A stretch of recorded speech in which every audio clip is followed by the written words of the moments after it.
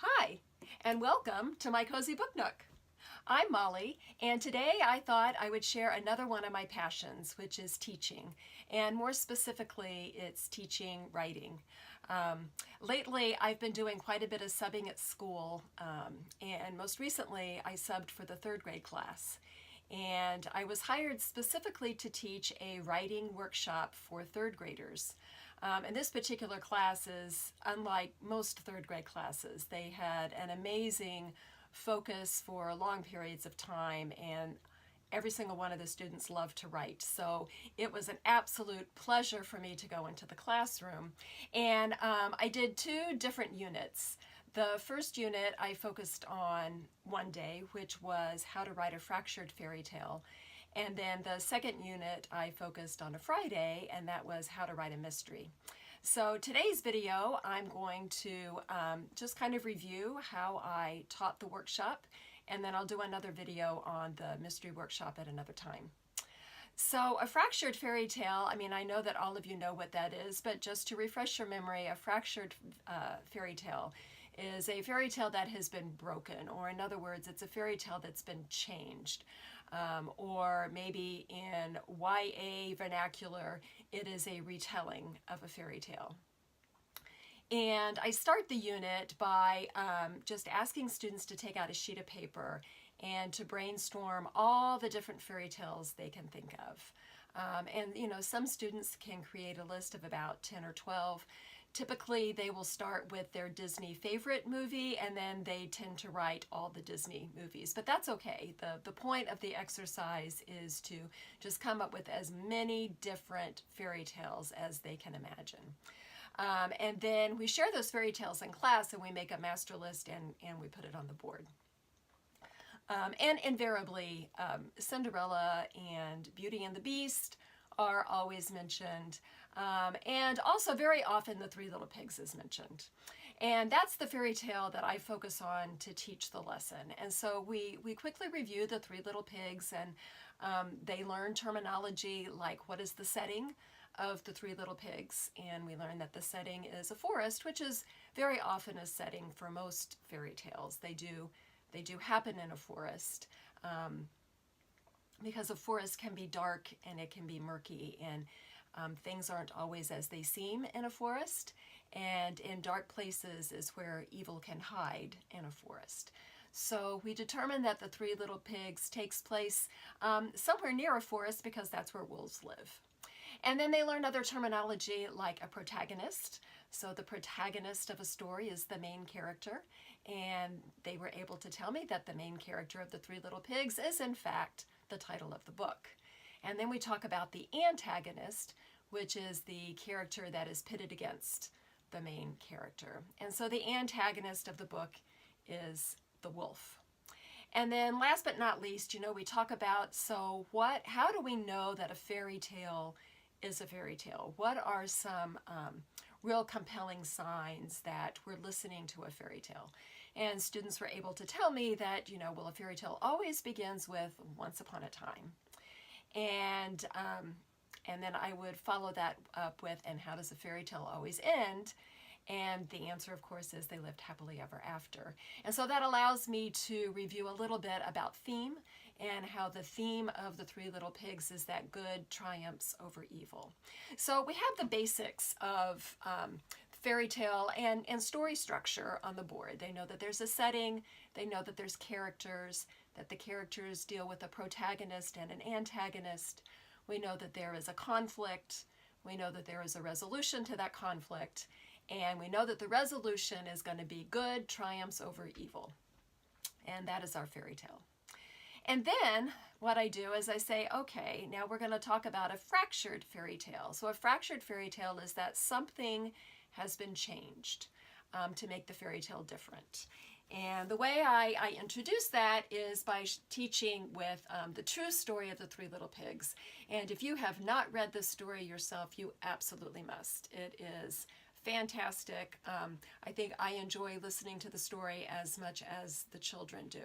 But the true story of the Three Little Pigs is essentially the same story. It's about three pigs who go off on their own, and they build a house of straw and sticks and bricks, And it's about a wolf that comes and he blows the house down, and in the end the wolf is caught.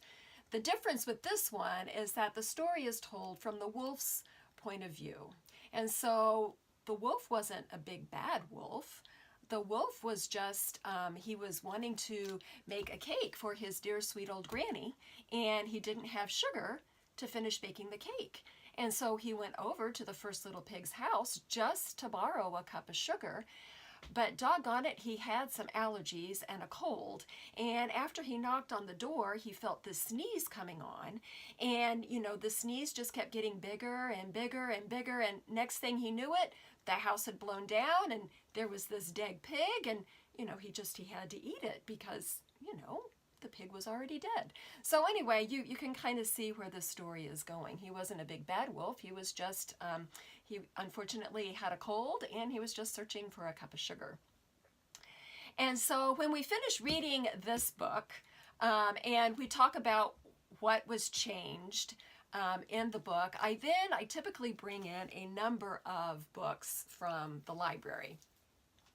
Of fairy tales that have already been fractured. And I give students the opportunity to kind of read through a couple of those books to get different ideas of how a fairy tale is fractured. The books that I'm going to show you right now all deal with the Three Little Pigs. I wanted to give them an idea that just because one fairy tale has been fractured one way, there's unlimited ways to fracture a fairy tale. I'm trying to open up their minds, if you will. So a couple of other books that I use for this unit is, one is The Three Little Javelinas. Okay, and this one, obviously, javelinas is pigs in Spanish, and this particular story takes place in New Mexico. And so with this one, we have the characters are basically the same, but the setting has changed. And after the students read the story, they realize that, you know, if you change one small aspect of the story, there's a lot of other aspects that need to change too.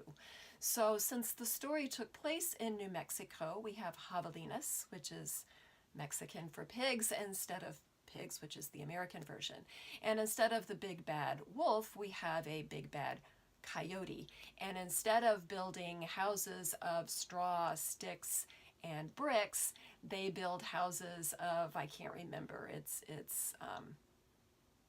mud, and anyway, the last one is an adobe.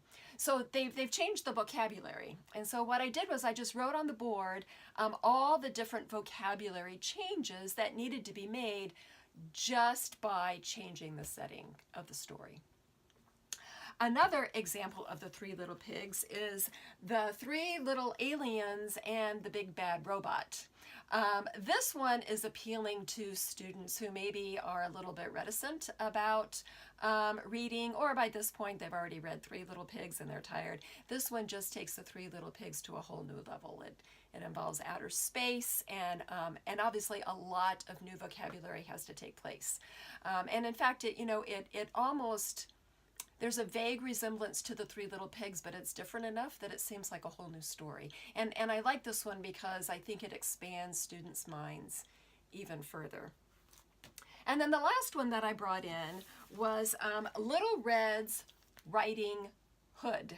Now, this isn't the Three Little Pigs. This is obviously Little Red Riding Hood. But again, it's another fairy tale, first of all. It's a fractured fairy tale, and now we've changed characters to go from a human kind of character to an inanimate kind of character. And so anyway, and the students go through and they talk about, you know, how this has changed and how it compares to Little Red Riding Hood, etc. At this point, they kind of have had enough, and so we tend to take a break. It flowed very well into our lunchtime, and so the students got to go and have lunch, and then they had recess, and so there was a nice hour break between that part of the lesson and then the next part of the lesson, which is when I actually had them start putting pencil to paper. And so when they came back from recess, I had them look at the brainstorm of all the fairy tales they had brainstormed in the morning. And I had them think of ways that they could fracture those fairy tales. And so with that, I kind of created my own little worksheet. I'm not sure how well this is going to show up I do a lot of very simplified worksheets in Word. In fact, I'm kind of known as the handout queen at my school. But in this worksheet, I had them pick 5 fairy tales that they were most interested in. And those who were having a difficult time coming up with 5, I said, okay, just pick 3. And then with that, I had them think, okay, how can you brainstorm the fairy tale? What if you took that fairy tale, so let's say it was Cinderella, what if you took Cinderella and you changed the setting? What if you changed the setting to be in the Southwest, which actually there is a Cinderella book that takes place in the Southwest. I think it's called Cindy Ellen, and it takes place like in Oklahoma, Texas territory, and instead of Cinderella being invited to the ball, she's invited to the rodeo. And instead of Cinderella getting a nice carriage to go to the ball, she's given a white stallion. And instead of Cinderella wearing glass slippers, she wears this really nice kind of rhinestone spur that gets lost. So I have students start brainstorming about that, and then I have them go to the next one. And so what if you did Beauty and the Beast, and instead of beauty-loving books, what if she loved something else? So you kind of get the idea. I'm getting them to brainstorm. Quite honestly, most of them went with another rendition of The Three Little Pigs because we had spent so much time with it. But you know what? That's okay. The 3 students that went with The Three Little Pigs completely changed the story and they made it their own. One student chose to do the 3 Triceratops, and they lived on the plains, and T-Rex was the antagonist. Another student had 3 little gorillas, and they lived in the jungle, and the lion was the antagonist, but she had a twist, which I thought was absolutely fantastic for a 3rd grader. And the twist is it wasn't a lion, but it was actually a bulldozer. But these little gorillas didn't know what a lion was. They just knew that a lion was their natural predator, and they assumed that the growl they heard was a lion. So anyway, that was fantastic. And then the 3rd one, was a boy, a little bit reticent to write, but he decided to do the 3 little wildcats and the evil Jayhawk. So you can tell I come from Kansas, and you can tell we were in the middle of March Madness when we did it. So he did a fantastic rendition of the 3 Little Pigs using these mascots from our local schools. So anyway, after they have brainstormed that, I have them give some thought as to how is the story going to transition. And of course, I have another handout for that. And it looks something like this. And so they know that the story is going to start off with Once Upon a Time, because that's how all fairy tales start off with. And then I just have them think step by step. So once upon a time, there was blank. And then this happens, and then this happens, then this happens, and finally this happens. And then, of course, it's going to end, they lived happily ever after. And so that kind of just gives them a little bit of structure. And I told them ideally what they want is they want to have 6 paragraphs. They want to have the Once Upon a Time paragraph, and then they want to have 4 this, and then they want to have the resolution. And so at the very end of the class period, I gave them a storyboard, and each one of the storyboards represents a paragraph. And so the idea was to draw some kind of a picture representing the first paragraph, and then under here is just a summary of what's going to happen on that page. And then the next will be a picture on the 2nd page, and then what happens on that page. And they got 2 of these so that they would have a total of 8. They only had to fill out 6. And then they went home. And for homework, the idea was to go home and actually come to work on an illustrated book and come to class and share it. And I have to tell you, they did a fantastic job. I was expecting all kinds of questions and comments throughout the week from parents as to what to do, and the students got it. And they loved it, and in fact, they're not afraid to write anymore. Writing is fun. I didn't grade it according to grammar, and I didn't talk about structure, and all I did was let them go home and do what they would. I didn't give any specifics about paragraphs. I did say that ideally the paragraph would be at least 3 sentences. Otherwise, it's not really a paragraph. Most of them did 3 to 5 sentences per paragraph. I mean, they were really fabulous stories. And so I wanted to share the success that I had over the past week, but this is a lesson plan that I've used several times. I've used it with all different ages, actually. You just kind of ramp up the level as you go. I did want to talk about one other book that's a really good book. This would be great to use with upper elementary students. Maybe 5th and 6th grade students. What it does is it tells the story of Little Red Riding Hood, but in it, it gives story tool tips so that when you write your own fractured fairy tale, these are some ideas to include. So I think it's a fabulous story for upper elementary. When you get into the junior high and high school level, you can obviously talk about retellings by Gregory Maguire. Wicked would be great. And they can get a little bit more elevated. But fairy tales are, they're not at all intimidating. Students know fairy tales.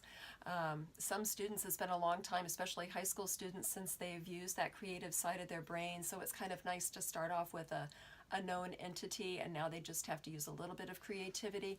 But students are also resilient. And once they get that creative side going, they can really kind of explode. So anyway, this was Fractured Fairy Tales.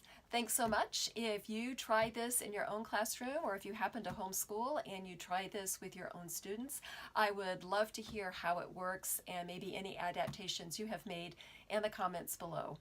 Thanks so much, and I'll see you again.